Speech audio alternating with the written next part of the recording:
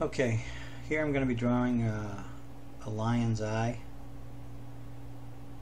Eyes are probably one of the most requested things I'm asked to do and to show people how to do.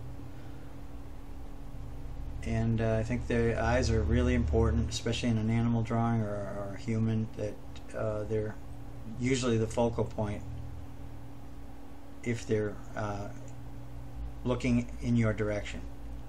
So anyway, this is sped up from a part of a lesson on estepbystepdrawing.com, where I do an eagle's eye and a lion's eye in one of the lessons.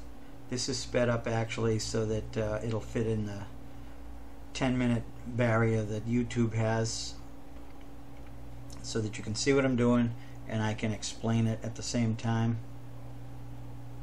If you want to see it obviously the full lesson and slower, then you'll have to go to the site itself, but at least this gives you a demonstration. Alright, so first of all, I'm darkening around the eye itself because the blacks are the consistent.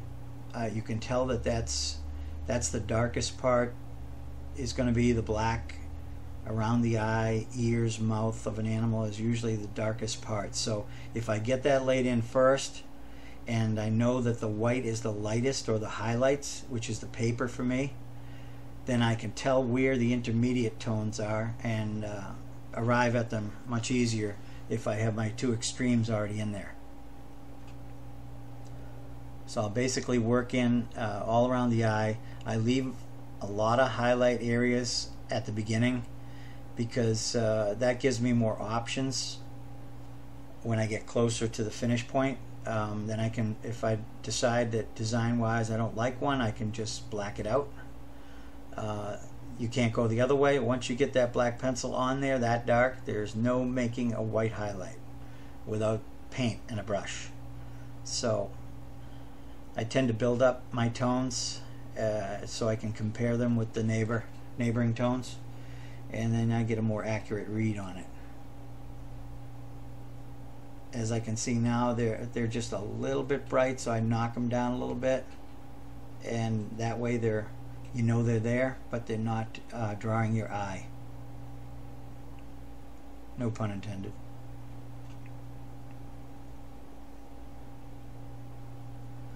And again, where it's black right next to the paper white, I'll put a buffer tone in there somewhere in the middle, like a 4 or a 5 out of the 9 tones that I actually use.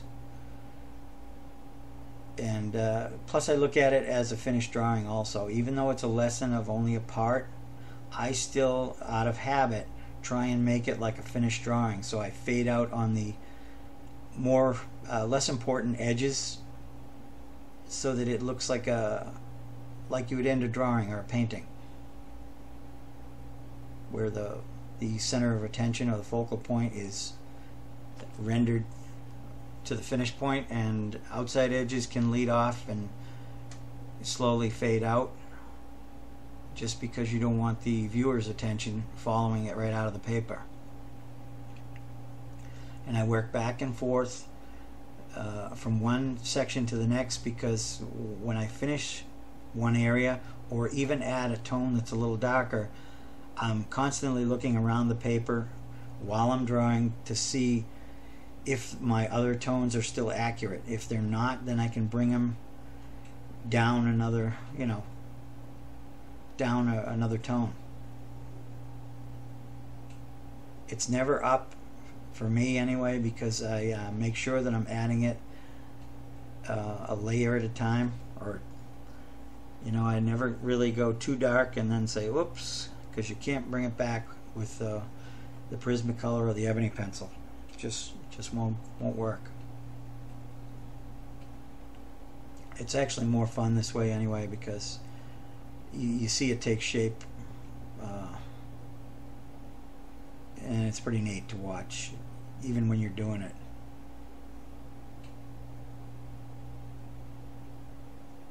Again, see, I soften the outside edge, hard edges, and you can see it already takes shape. Like, you know that eye is round, you know it's not flat. And I shade around like a sunburst shape away from the pupil, so from the sides it'll be almost straight out to the side. As I get around down toward the lower, it starts going down toward the bottom. This again gives that impression of depth, and that the eyeball is a sphere, not a flat shape.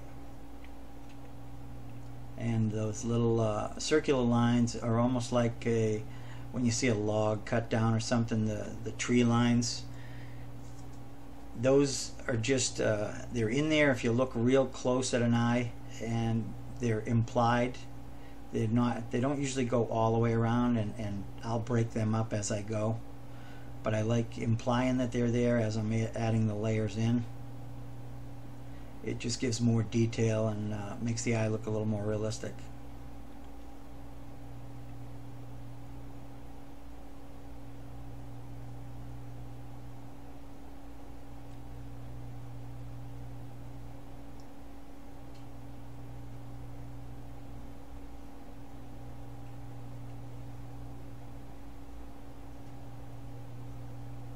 See, as I'm working, I notice I can go a little darker on the shadow of the lid that covers the eye.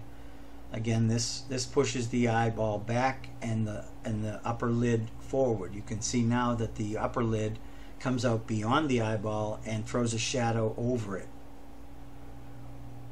Little things like these just add so much more realism to the drawing and dimension.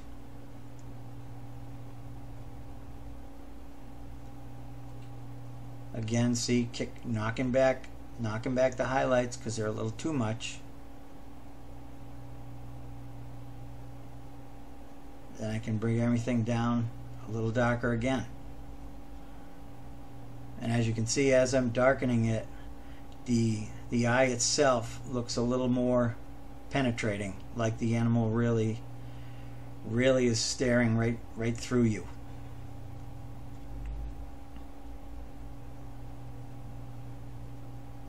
And see, I just knocked some of those circles out like I told you, just for a highlight area, and so those aren't all the way through, because then it starts to look a little too uniform.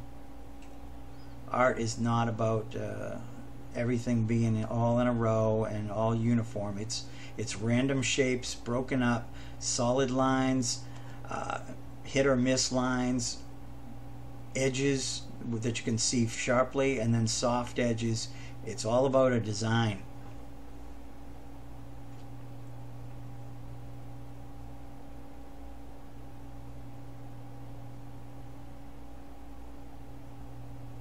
And that's about it.